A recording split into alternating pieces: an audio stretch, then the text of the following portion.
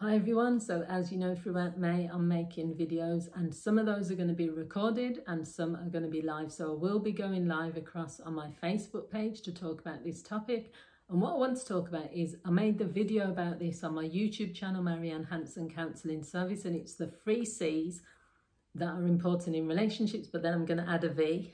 So if you want to watch the original video, the 3 C's that are important in a relationship, then you can check that out. But this one is just going to add another dimension to it, just because I'm doing videos throughout May and I thought this might be an interesting topic. And so first of all, what I want to say is that everyone has their own idea of what they consider to be important within a relationship. So the must-haves, and I've talked about this a lot as well, the must-haves, the deal breakers, but for me there are key points or key things that I feel are really important, and the 3 C's are communication, chemistry and compatibility, and then I've added the V, which is values.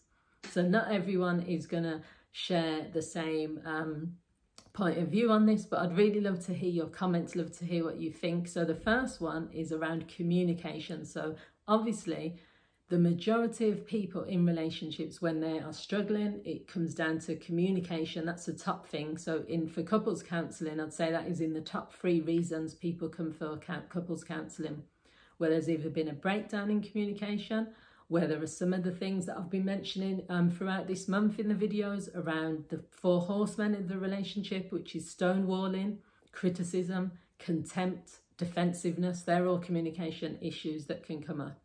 So a lot of times what people really say they need in a relationship when it comes under communication is someone who can communicate their needs. Now this is me as well, that I'd say that if someone hasn't got the emotional maturity, and that's what it comes down to. If you are emotionally mature, it means that if you're feeling something, then you express it. Now, it means you express it as well in an appropriate way. So you're not screaming at your partner and saying, well, have done this, or I feel like I'm trapped in this relationship. It's not that way you explode. It's about you being a mature adult in a relationship and being able to say, I'm feeling a bit trapped right now because of this, or I feel that you don't talk to me in the respectful way. So you're communicating what the issue is, you're communicating what you need, and you're being clear about, what it is that you feel in this situation. I'm not saying everyone's perfect. We can't all be like able to communicate how we feel exactly and be able to, be articulate in what we're communicating. That's not really, that's unrealistic. But it's about not having someone who's closed off emotionally, not having someone who can't communicate at all, not having someone who expects you to read their mind. They're all communication issues that can affect a relationship. So to me, communication is important. It's important for me. It's important for a lot of people. The other C is chemistry. So chemistry is something that you can't really describe. You can just feel. So chemistry is not, it's bigger than like just having a physical attraction to someone, because as you know, when you're watching a movie and you see the lead characters and there's no chemistry between them, and you're not even in the same room as that person, but you can feel it on the screen, you can tell the difference between a couple where there is chemistry. And that's, with acting, they're able to still produce the chemistry between them, and someone who there's no chemistry between them. So that's why it's a difficult one, because I think sometimes you can build chemistry over time when you're with someone, but other times you just know from the beginning. I know myself, if I've been on a date, sometimes on a first date, and there's no chemistry or there's no connection or there's no we call it if you click with someone, or if you immediately have that spark or whatever it is, if there's nothing there, I'm not someone that would just say, okay, well that's it. But if you've been on the whole date and maybe you've been an hour or a few hours together and there's still nothing there, you can't produce it, you can't fake it. It's just not there. So chemistry, the reason that's important is because that is telling you something about this, like where the potential is for this relationship to go. That's telling you about how you feel about someone, and not feelings in terms of I love this person, I like this person. The chemistry is just, what you feel. And that's why for me, that's like really important. It's almost like an energy. What's the vibration? What's the vibe between the two of you? So it's important. I wouldn't say that it's like a deal breaker, because for some people they can say, well, okay, there's no chemistry at the minute, or there's no vibe between this person, but there's other things going on, so we can continue to see each other and maybe that will develop. For some people it's important, it's essential, but for other people it's not as essential. For me, I'd say the chemistry and the communication, they are important. They're important enough for me to say, if I'm not feeling enough chemistry between us within a certain amount of time, then I'm just going to know that that's not going to be the person for me. There's nothing wrong with that person, but it's important that I do experience that. And the third one is compatibility. So this comes under the compatibility is probably the most important out of everything, because with communication, someone can learn that. With chemistry, you can probably build that sometimes, but with compatibility, if you're not compatible as a person, you're just not on the same page, you're not have the same level of thinking. And I don't mean all of this, you have to think exactly the same and you have to come from the exact same background and that sort of thing. But compatibility to me is just, do you fit? Do you know what I mean? Do you fit as a couple?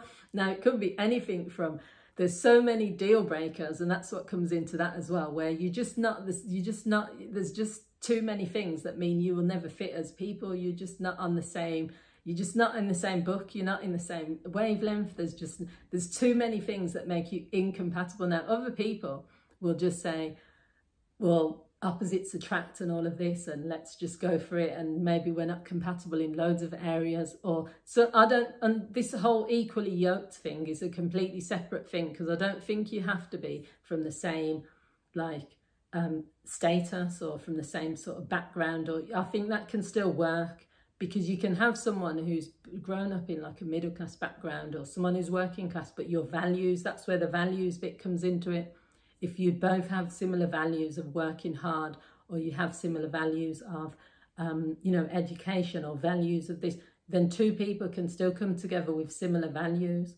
But with compatibility, it's lifestyle. You know, if one person is a party animal, I was having a discussion on Facebook recently where this person keeps putting quotes about when you get to over 40, then this.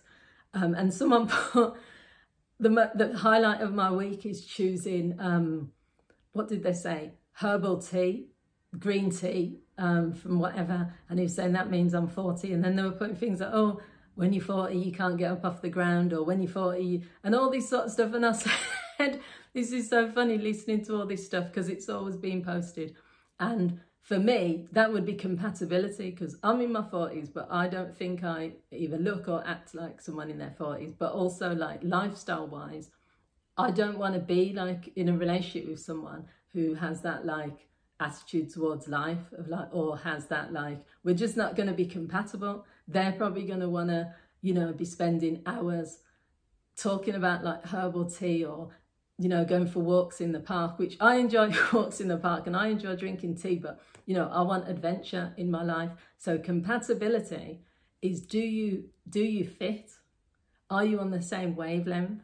Can you be around that person in their company, and you don't have to literally do anything, but you just feel that we are, we're a match. The jigsaw fits together. People see you together and they say, this couple makes sense. This couple works. There's different things that make you compatible. Only you know that. But I think compatibility is important. And that leads on to the final one, which is values.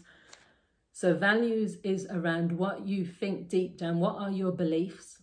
So if I'm dating someone and my beliefs are that I don't believe in violence, which is one of my strong beliefs, is that unless you have to protect a child or a vulnerable person, so then you may have to be violent in that situation because it's the cost of the child getting hurt, or say vulnerable or an elderly person, or unless it's life or death, meaning that it's you or them, so you're defending yourself. They're the two situations for me where I believe in violence. Any other situation outside of that, whether it's people taking revenge, whether it's people domestic violence, whether it's people just anger issues and stuff, I don't personally believe in. I know that, life doesn't work like that, but so for me, my values would support that. So I wouldn't be with someone who's a violent person, or who feels like, if someone's doing something wrong, I can hit out at them. Or, I've been in relationships with women where there's been domestic violence. I'm not gonna, that would put me off that person. It's just, we're just not got the same values. Same as with children. Like if someone that has a belief of certain types of children should behave in a certain way, or they believe in hitting children as well, or they believe in there's too many things. Values is around, do we think alike enough so that we don't clash? Similar to compatibility, no one wants to be in a relationship where you are clashing all the time with someone, where you are it's good to have debate. I don't want to be with someone who, like, you never have discussions which are different, because difference is good, but not clashing to the point where if you say you have children and one person believes that child should have a specific religion but you believe that they shouldn't, or if you believe in you know, living in a certain part of the world but then that other person doesn't, their values, their compatibility, it's not going to work, because there's too many things that are too extreme. So you have to have some sort of similar values, some compatibility, some sort of similarity in interests, some chemistry, you know, some communication where you both know how to communicate. That's just my feeling on it, but I'd like to hear what you guys think. I'll probably talk about this more in the other video I did. As I said, it was a few years ago.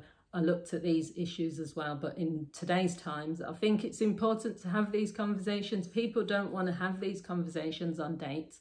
People don't want to talk about this stuff in relationships because it's not sexy. Do you know what I mean? It's not going to sell TV shows if you start sitting down with couples and they're talking about values, communication, you know, compatibility. It's better to talk about sex. You know, it's better to talk about, do you fancy me? You know, it's better to talk about you know, things, and then those relationships don't tend to last anyway because people are not going deep enough.